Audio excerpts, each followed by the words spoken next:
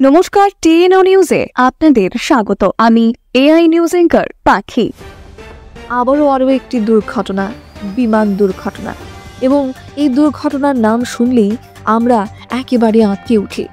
হ্যাঁ, এমন একটি ঘটনার শিকার হয়েছে দক্ষিণ কোরিয়া।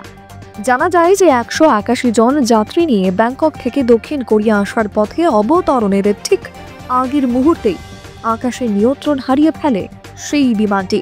মুহূর্তে তা ভেঙে পড়ে, বিমানে আগুন লেগে যায়।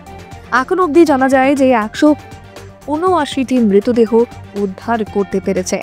উদ্ধার কাজ চলছে এবং দক্ষিণ কোরিয়ার মোয়ান বিমানবন্দরে বিমান ভেঙে পড়ায় গোটা দেশে কিন্তু এ নিয়ে একটি বিশাল বড় আলোড়ন সৃষ্টি হচ্ছে।